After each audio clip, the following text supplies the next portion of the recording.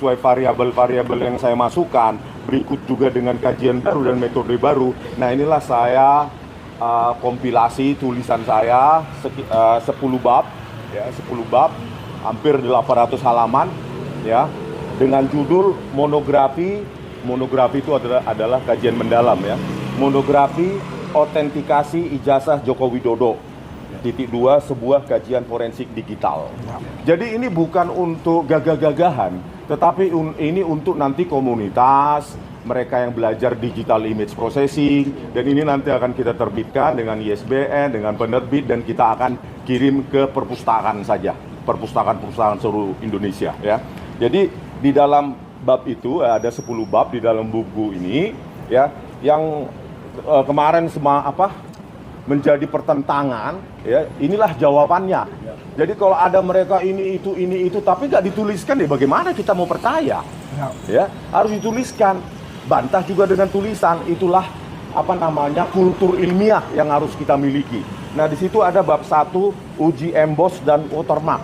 Di sini saya buktikan bahwa bukan hanya pada ijazah Pak Joko Widodo yang di-upload oleh Dian Sandi Utama yang ada emboss dan terdeteksi emboss dan watermark, tetapi rekan-rekan satu angkatannya pun Sri Murti Ningsi, Hardianto, ya kan, Pronojiwo, bahkan ijazah Bambang yang dipakai sebagai dipakai di persidangan CLS Solo juga memiliki itu emboss dan watermark. Jadi confirm. Ketika kita melakukan sejumlah metode, maka kita perbandingkan juga dengan sejumlah data masukan citra digital. Jadi di sini untuk mengakhiri perdebatan itu, ya, itu ada sekitar 100 halaman. Berikutnya juga sampai di sini bab 10, ya, terakhir bab 10 pencocokan citra wajah. Nah, di sini juga untuk mengakhiri, bukan perdebatan di media sosial atau di televisi tunjukkan begini-begini. Nah, inilah secara algoritmik, secara prosedural saya bandingkan bahwa foto ijazah Pak Joko Widodo itu match dengan ijazah Pak Jokowi pada saat foto Pak Jokowi pada saat presiden. Kenapa saya katakan match? Karena teridentifikasi match antara 35 sampai 60%. Kenapa? Kok rendah banget 60%? Ya iyalah, perbedaan usia sudah 30 sampai 40 tahun. Tidak ada yang tidak ada yang sulap, harus di atas 70%. Makanya baca literasi.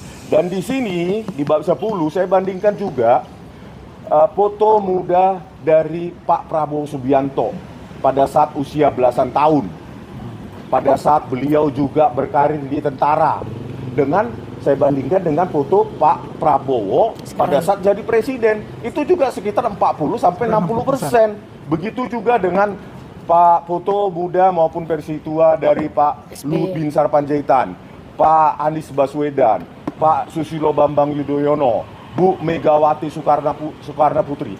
Kalau perbedaan usia ada sampai 30 tahun, maka yang realistis cocok adalah 35 sampai 60%. Kalau orang berbeda itu di bawah 15%.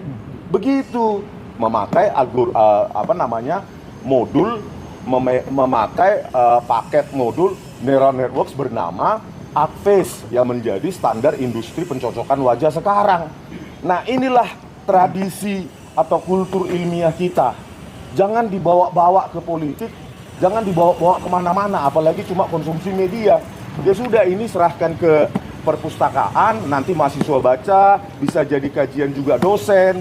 Apa sih yang ditulis ini? Apa ilmu digital image processing yang dipakai? Bagaimana takaran numeriknya? Sehingga bisa disimpulkan bahwa itu asli. Kenapa kemarin itu palsu, terdeteksi palsu? Di sini juga saya kasih jawabannya, gitu loh. Perbaikannya. Oleh karena itu peneliti, ya, peneliti itu mengikuti data, bukan mengikuti kesimpulan harus itu. Itu politis. Peneliti itu mengikuti data, uji lagi, ulangi lagi dengan data baru. Itu baru peneliti, ya. Dan peneliti tidak ada yang nggak membawa bukunya yang 49 halaman itu, ya kan? Harusnya dia bangga, bukan bukunya orang lain dia bawa-bawa. Ini loh buku saya 49 halaman, di setiap lembar itu ilmiah. Kan begitu. Ya, ilmu yang akan nanti ya jika memang pasti ke persidangan ya. Persidangan pasti itu. Nah, pasti di persidangan nanti ya itu akan dikuliti. Nggak bisa lagi menghindar gaya-gaya media yang dia selalu ketika rekannya berbicara dia juga berbicara, pasti ada aturan main. Nah, itu pasti dikuliti. Apakah dia benar pernah menulis buku atau menulis jurnal penelitian berkaitan dengan digital image processing atau berkaitan dengan digital forensik, itu akan dikuliti. Dan juga ditanya sertifikat telematika. Sertifikatnya juga dari studinya apa. Kalau studi sosial tiba-tiba mengaku peneliti digital image processing, di mana kuliahnya? Memang gampang, ini kan advance matematik sini. Ini adalah matematika lanjut yang tidak bisa sulap tiba-tiba tahu. Ini isinya matematika tingkat lanjut, diferensial, integral, terus limit dan segala macam. Matematika teknik tingkat lanjut ini bukan sulap-sulapan ini. Ya, bukan orang tiba-tiba ngaku cuci cetak foto tiba-tiba paham ini. Ya, oke gitu, segitu dulu ya penjelasan ini. Oke, jadi gini setelah Bang Risman mungkin juga Bang Jagir tambahan, baru kita buka pertanyaan ya. Lebih begitu ya. Silakan Bang. Oke, rekan-rekanku sekalian, barusan Risman ini pertama kali tampil menampilkan buku yang tadi disampaikan. Saya kira ini adalah momentum secara hukum. Dan ini sangat penting sekali untuk kelanjutan dari perkara khususnya para tersangka yang sekarang diproses di Polda Metro Jaya. Dan ini adalah semacam titik kulminasi, titik puncak yang dikaryakan atau diteliti oleh klien kami Risman Hatiawan Canipar. Oleh sebab itu sebenarnya tugas dia secara penelitian yang baru ini boleh katakan sudah rampung satu buku. Nanti tinggal buku kedua nanti kita bicarakan selanjutnya. Saya mau sampaikan adalah agar tidak ada miss lagi masyarakat.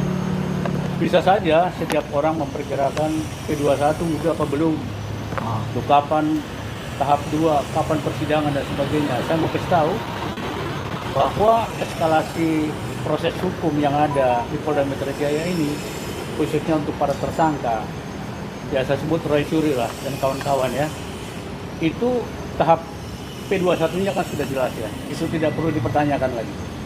Sekarang yang menjadi mungkin kita tunggu adalah tahap 2. Tahap 2 itulah penyerahan tersangka ke Kejati. Dan ini tentu akan terjadi, jadi nggak mungkin mundur lagi. Nah ini perlu dipahami. Nah kalau sudah tahap 2 tentu menanti selanjutnya adalah persidangan. Persidangan inilah nanti salah satu buku inilah salah satu menjadi bukti. Bukti yang menurut saya akan menjadi menentukan apa yang kita sebut sekarang yang kita berbaris di sini bahwa ijazah Pak Joko Widodo itu adalah asli. Kan begitu? Ya. Nah inilah penopangnya. Katakanlah salah satu yang pancangnya adalah buku yang terbaru ini. Oleh sebab itu jangan dianggap sepi seperti yang dikatakan oleh klien kami Risman tadi. Kalau ada pihak yang mengatakan 49 halaman itu buku JWP yang lama itu adalah karya dia, silakan tampilkan secara ilmiah, kan begitu? Ya. Jadi jangan omong-omong saja membuat lembaran-lembaran yang tidak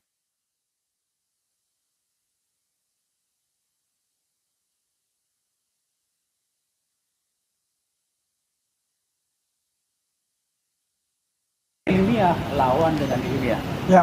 Tapi kalau ilmiah dilawan dengan yang tidak jelas omong-omong segala macam, saya kira jelas itu kurungannya udah jelas lah. Ya, kurungannya udah jelas gitu. Artinya sudah jelas sebagiannya apa. Oleh sebab itu saya jelaskan lagi eskalasi penegakan hukum. Selain Risman tugasnya adalah buku ini. Udah selesai. Dan luar biasa.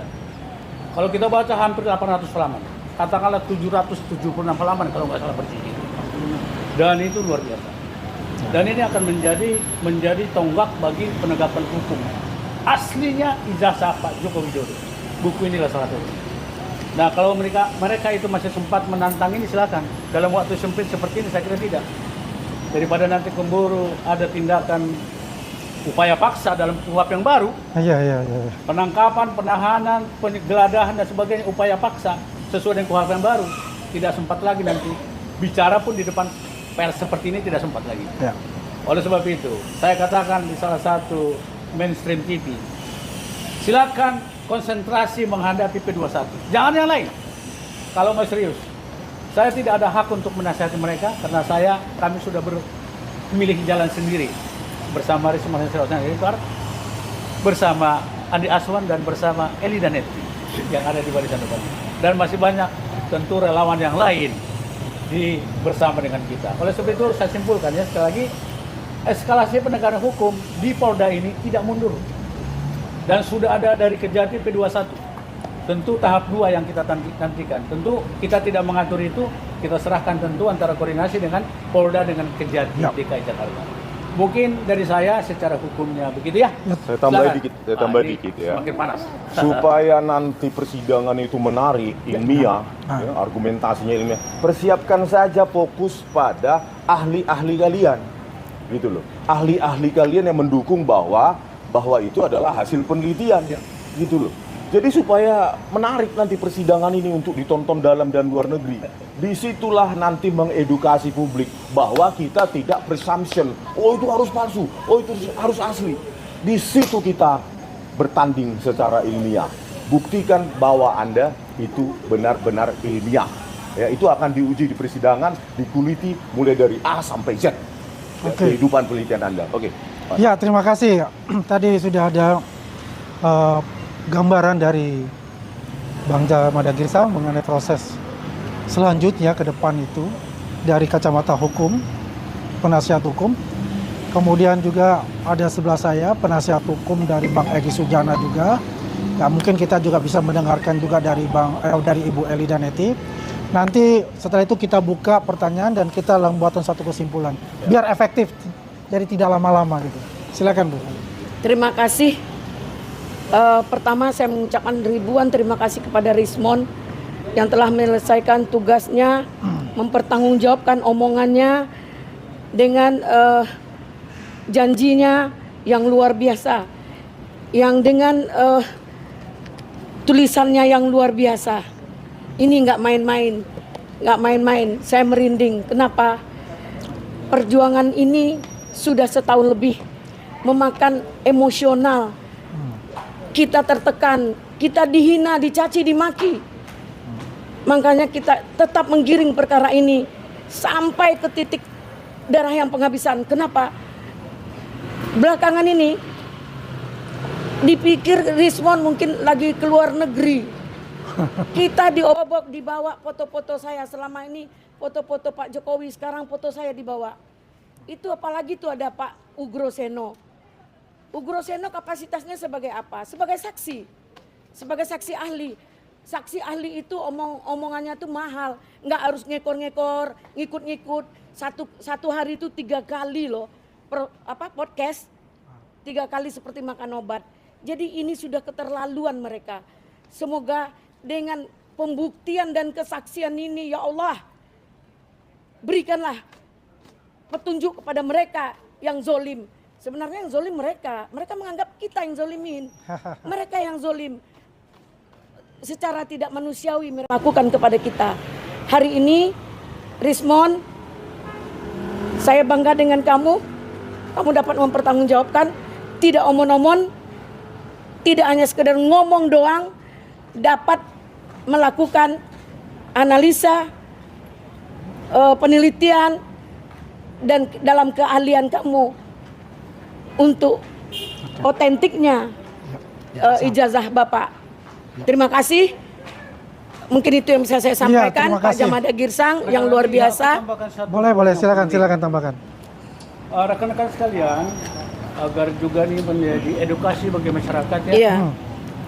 Kenapa perkara ijazah, katakanlah ijazah sekarang ini ya, harus sampai ke pengadilan? Ini harus tahu jawabannya secara umum. Tentu Pak Jokowi selaku pelapor lah, disertai oleh 3 pelapor lainnya yang terakomodasi di Polda Metro Jaya, menginginkan agar perkara ini sampai ke meja hijau pengadilan, sampai menghasilkan suatu putusan yang inkrah pan gewisde. Jadi bukan hanya inkrah saja. Inkrah pan gewisde mengikat bagi semua stakeholder sehingga suatu saat dan kapanpun perkara ini tidak bisa lagi dicek lagi. Tidak dapat di.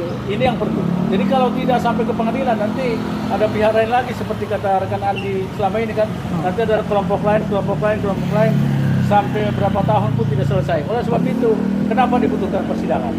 Agar mempunyai keputusan hakim yang dinamakan inkrah pan gewisde, mengikat semua pihak khususnya yang berperkara dalam berurusan dengan urusan perkara jasa ini. Saya kira itu tambahan saya. Ya. Ini penting sekali. Jadi jangan nanti menduga-duga apa tujuannya ke pengadilan. Terima kasih ya Bang Jamada Girsang, ya Bu Elina Neti dan Rismon. Ada pertanyaan?